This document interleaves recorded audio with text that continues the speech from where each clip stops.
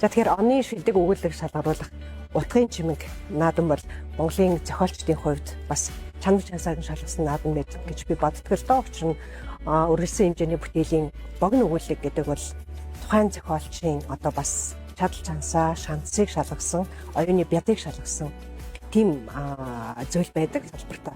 Тэгэхээр зэрэг энэ богино өгүүлгийн уралдаанд оролцож байгаа энэ зохиолчид бол бас тодорхой хэмжээнд уран зохиолын төвшөнд өөрсдөө илэрхийлсэн бодлон хансан тийм хүмүүс оролцож байгаа болов ер нь бол жилийн утгын чимэг наадамд ер нь бодлон хансан л хүмүүс оролцож байдаг харагддаг л та. Тэгээд миний хувьд энэ жил Иргэдэн давг гэж өгүүлгээр оролцож байгаа. Тэгээд энэ Иргэдэн давг гэдэг нэрийн учир энэ өгүүлэг уншигдах явцад тайлагдах юм учиртай юм. Алтан твшийн хөндөгөөс урсан ирэх хатан туулын сэвшээ салхи айс намуухан үлээж бурхадын сүр хүчин бүрдсэн хийдийн хаалгаар урсан орж арц хүчний анхлам үнэртэй сүлэлдэн байлаа.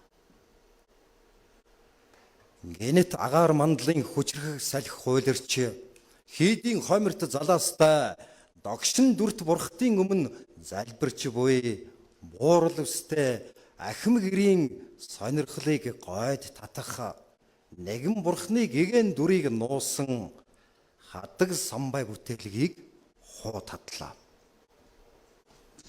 Гентийн салхинд цохиулсан бурхнаас цочин хойш нэг алхам ухарсан мөнөө хэрийн толгор магнаа цалин мөнгөн сахал цэнхэр нүдийг харваас харин нутгийн сүсгтэн байлаа. Хийдийн тахилч лам сандран бүтээлгийг засахдаа өршөөгөөрэй. Багшийн минь дуусгаж амжаагүй бүтээл тантал гэгэн дүрээ харуулчихлаа та гэж эхэд сүжиглэнгүй хэлээд алдуурсан хадгаар дахин ороохоор завдахт нь хүлээгээрээ та энэ ямар учиртай зураг вүлээ гэж асуулаа. За багшийн минь дуусгаж амжаагүй Шамбалын хааны дүр байсан юм аа гэж хэлсэн тахилч ламын өөдөөс айдуухан хараад мөнөөх харээр би тухтайхан үзэж болох уу хэмээн гуйгаад зөвшөөрөл авч нэлээд удаан ажиглан харж сууснаа. Юм гэдэг учиртай ажээ. Шамбалын хорн орныг үзэхээр нутгаасаа гарсан би энэ хийдэд оюун санаатай нь холбогдох учиртай байж. Би зураач хүн юм аа. Энэ бурхны тгийг анхааралтай харлаа. Хэрвээ та зөвшөөрвөл би гүйцэн бүтээж чадна гэж итгэлтэй хэллээ. Тахилч лам за багш маань сансрын хүрдэнд шингэхтэй дараа нэг өдөр бүтээх эзэн нь өөрөө ирнэ хэмээн тангараг тавьж өрөөсөн бэлээ гэж хэллээ.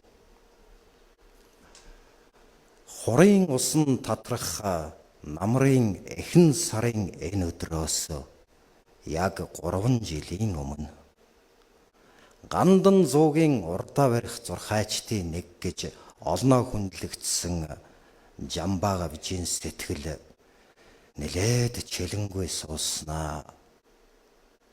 Өмнөө тавьсан майхолтой модон ширээнийхээ зэ бадаар чимгэлсэн шургуулганаас шоголтой судар хулсан үзэг зурхайн модон самбраан гаргаж ирээд хааш яаш хэдэн тоо нэмж хасан ганц нэг зураас татснаа. Судрын хуудас эргүүлэн хараад бодолд автан суулаа.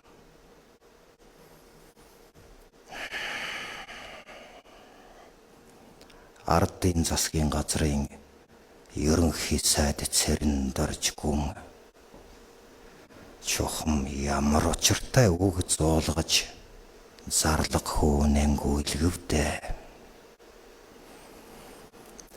Өндөр гигантны шав тавьж шүншиг өргөн тамгалсан сэлб голын хүн чулууны хонхор угаасаал өвгдийн хөл амраах сайхан нутагсан.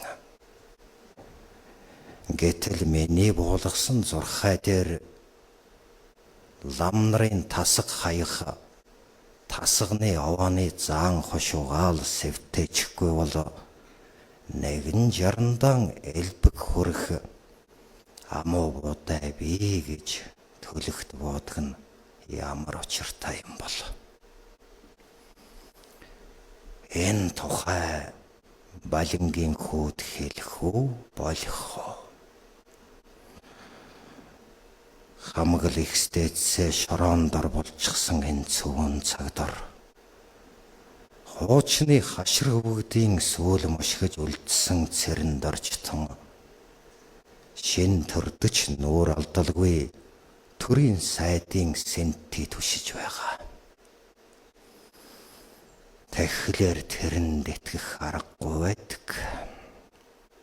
Гэтэл үнсэн самбар дээгүрг үех холсон үзэгний үзүүр цэрэн доржоос цэрвэх хэрэггүй гэж хэлээд байдаг нь юуных вэ хөө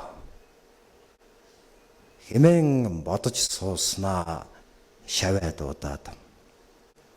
За цэрэн доржийн зарлаг хүүд хэл хүрэг. Тэрнтэй уулзахыг алгуурлаж боломгүй төлөг буулаа гэж хэлээд хоймор голлон буй бурхтын зүг намынчлан залбирлаа. Тэгснэн Шамбалын хаан эргэдэн давг бурхны тэг гаргах гэж толгой өндих завгүй нүд улайн суусаар сайдтай уулзах таван мартах шахаж шүү. За яах вэ? Маргааш нөгөөдрөөс тухтайхан суунда. Эсвэл дараа нэг өдөр бүтээх эзэн нь эрж мэлмиг нээж гүйцэн дүүргэх вэц. Гэж ганцаараа ярьснаа. Гүй хүмэн гүүгээ дээр хэмээн яаруулан гаргалаа. Маргааш өдөр нь нар хэвийн үест өвгөн гавжийн гэрийн гадаа хэдэн хүн ирсэн бололтой хоорондоо ярилцсан чимээ гаргаж байснаа. Төдөлгүй үүд сөхөөд нэгэн хүн орж ирсэн нь хичээнгүй сайд цэрэн дорж байлаа. Тэрвэр өвгөн ламтай мэнд мэдэн хөөрөглөөд.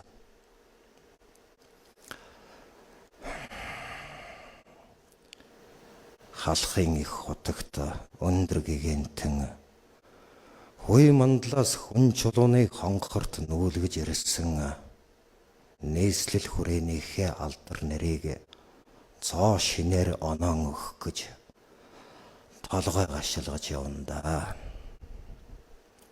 Алтан твшийн хөндөй дайн самууны хөлд дарагдах учиргүй хэмээн төлөгдсөн өндөр богдын минь сэтгэл санаа чухам юунд ч хэлж байсныг мэдэх хүн үлдсэнгүй. Үлдээсэн ч үгүй хэмээн уртаар шүүр салдаад монхор хамрынхаан угалз махлаг дүүрэн царайгаан элбэхтэн гэгэмэн гэж гата ядуу ховрог миний сурсан сонссон туйлын баг гэдгийг та юу сандах вэ? Ёстой нөгөө сайн лам ховор цагт сангас үнд орно гэдгэл болох вэ тэхөө. Гэд жуумалдсан өвгөн зурхайчийн үгийг үл сонссон мэт. Улаан Оросын санаанд нийцэх хэрнээ. Улс орныхон хожим хойтыг бэлэгдсэн онц сайхан нэр хааж хэл хургуулсан билээ танд. Гэт хөмсөг зангидан суухан төрийн хүний сэтгэл чилээсэн байдал аргагүй харагдах ажээ.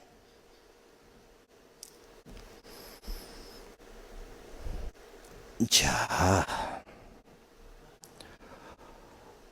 улс орныхон сайн сайхныг төсөөлөн бэлэгдэж улаан Оросын санаа сэтгэлийг баясгаж Шамбалын хаан иргэдэн давг бурхны нэрийг өгвөл алстан үлзийтэй өнөр их хот болгод болно гэсэн ёроолтой төлөг болаа хэмээн Жамбаг авч хэллээ.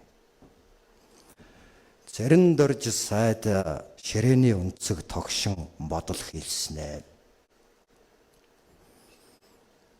Бао Марвин дончроо гэж хэлээд нүдэ хагас анин хэсэг зур бодолд автан сууснаа. Түнтгэр хүрэн царайнда инээмсэглэл тодруулаад Орос цэргийн комиссар Рыскуловын толгойг эргүүлдэг хэрэгээх гэж хэлээд яриа өндөрлсөний тэмдэг болгон ахин нэг тамхилах зураан. За хан хүртэл чихтэй тул хамрын дорхоо мэдж явах нь та бидэнд үлзийтэй шүү гэж нухацтай сануулan хэлээд саарал даван дээлнийхээ хормойг сөхөн босоод гарч одлоо.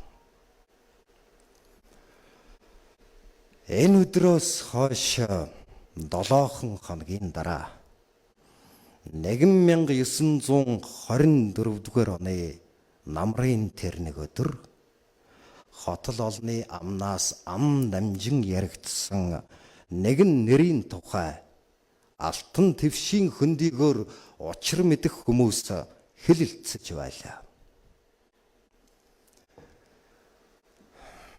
Аливаа бүхэн бэлэг өрөөлтэй ажээ. Хамаг юм хоосорч Монголын харанхуй үүрлэхэд иргэдэн давг хаан их цэргийнхэн хамт Шамбалын орноос гарч ирээд оюун санааны их тулаан хийж амар амгаланг авчрах ёроолтой Бао Марвин дончир буюу монголчлох юм бол Улаанбаатар их балгад гэдэг нэрээр нийслэл хүрээгээ нэрлэх нь хэний ухаанд багтваа гэж ярихад өөр нэгэн шин засаг маань аргагүй эрхэнд Улаан Оросыг налахтаа өндөр гэгээнийхэн соён бүсгийг төрийнхэн далбаанд алтан таван хошуугаар сондор нэмэн оруулжээ. Соёмбон гэрэлтэж байгаа цагт Монголын заяа өөдөө байх нь дамжиггүй үстэй. Гэхэд учир мэдэх зарим нэг нь Монгол төрийн сүлдэнд морион унсан монгол хүн уургаа суналзуулан давхиж явааг үзэхэд амгалан цаг ирсний тэмдэг биз. Бэлэг ёроол нь хаачих байх оо. Гэгчлэн ярилцаж байлаа. Цэрэн дорж сайдын араас бодол болон суусан Жамбаг авж гадаалж богд хан уулын зүг хараа бэлчээн зогсохдоо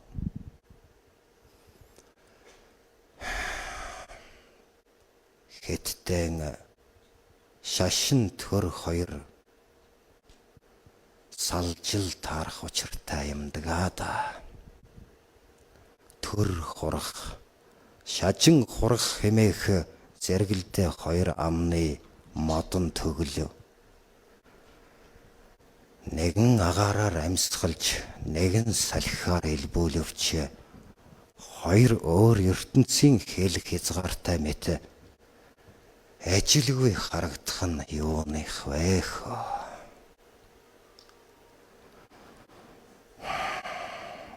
Түүх шаштран шатааж төрөл төрөсдөн түүвэх цөвөн цагийн айс үзэн ортох шиг төрийн сүлдөршөө. Тэгээд бас эргэдэн давг хааны хөргийг бүтээгээд улсын сан хөмрөгт тушаачихъя гэсэн чи нэг л амжихгүй шиг совин татаад байх юм. Хэмээн бодож зогссон жамбаа гавж төгсгөлөн төлөгтөн харвуу гэлтэй 7 хоногийн дараа л насан хотгийг олсон байлаа. Харин тэр цагаас хойш 3 жилийн хойно хийдийн бурхтын дундаас хэрмэл салхины үзүүрээр нууцаа нээсэн нэгэн зургийг өөрийнхөөрөө гүйцэн зурсан Оросын аялагч Николай Рерих гэгч богдхан уулын хормойд ногоон зүлгэн дээрх сүм хийд Монгол гэр эдээшлэн буй адуу малын дээгүүр Тэнгэрийн орноос улаан хөлөгт Улаан Баатрын дүрээр салхи татуулан энэ л газар орныг хамгаалахаар ирж яваа 3 мм догшин дүртэй зүүн гартаа дайсны зүрх баруун гартаа чадатгсан ээтэн готалтай эргэдэн давг хааны хөрөг тийш бахархалтайгаар хараад Эх Улаанбаатар балгадын шүтэн энд миний гараар бүтэх учиртай байжээ. Энэ хүртэл явсан эрэл хайгуулынхаа эцэст Шамблын орны эргэдэн давг хаантай энд очирлаа да. Энэ монголчууд үнэхээр л бэлэг өрөөлтэй улс юм да хэмээн инээмсэглэн зогсож байваа.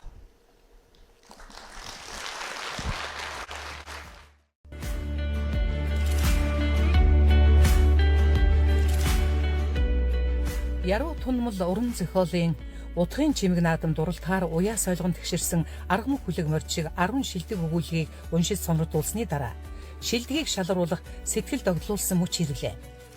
60 зохиолчийн бүтээлээс зохиолчийн сэтгэлийн ихшгээр бүргэлж, оюуны бираар ялгарч, онгодын ивэлээр хөвлөгдсөн бүтээл соёлын гавьяц зүтгэлтэн зохиолч Яруу найрагч Бямбагийн Саран туяагийн иргэдэн давг өгүүллийг тэргүүлсэн юм. Мөн уран уншигчдаас иргэдэн давг өгүүлгийг уншсан Монголын дуу оруулахын урлагийн холбооны гишүүн уран уншигч Мөнгөн Тулга шилдгээр шалгарлаа.